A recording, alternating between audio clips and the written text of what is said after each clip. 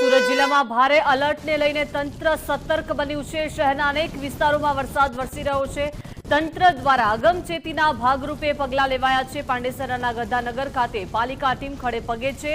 પાંડેસરાની સરકારી શાળામાં આશરો લેવા માટે તંત્રે અપીલ કરી છે।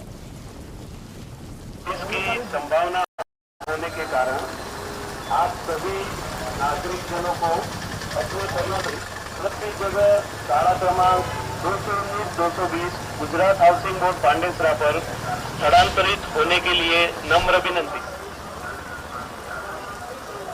आज रोज भारी बारिश की संभावना होने के कारण आप सभी नागरिकजनों को अपने परिवार सहित सुरक्षित जगह शाला क्रमांक 220 गुजरात हाउसिंग बोर्ड पांडेसरा पर स्थलांतरित होने के लिए आज रोज भारी बारिश की संभावना होने।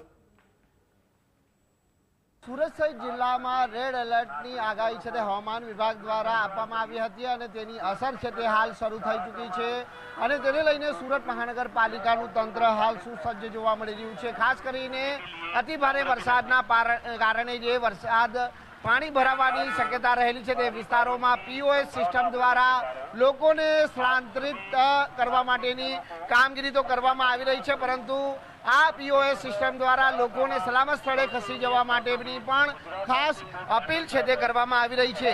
સુરતના પાંડેસરા ગધાનગર વિસ્તારની આ તસવીરો છે કે જ્યાં પીઓએસ સિસ્ટમ દ્વારા અહીં જે એનાઉન્સમેન્ટ કરવામાં આવી રહ્યું છે ત્યારે કઈ રીતે લોકોને હાલ અપીલ કરવામાં આવી રહી છે, કઈ રીતે અપીલ હાલ લોકોને કરાઈ રહી છે? લોકોને વધારે વરસાદ આવે તો એમને નજીકની સ્કૂલ છે પાંડેસરા હાઉસિંગ બોર્ડમાં સ્કૂલ નંબર 219-20 ત્યાં સ્થળાંતર કરવા માટે અપીલ કરવામાં આવે છે। એનાઉન્સમેન્ટ પણ અહીંયા અમારા માઇક્રોફોન દ્વારા કરવામાં આવે છે।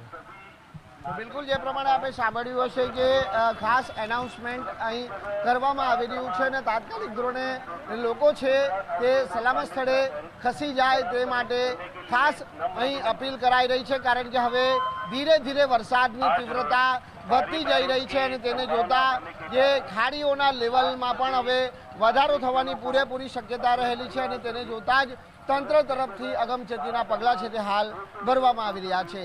કેમેરામેન દેવાંગ રાણા સાથે રાકેશ બ્રહ્મભટ્ટ, ગુજરાત ફર્સ્ટ।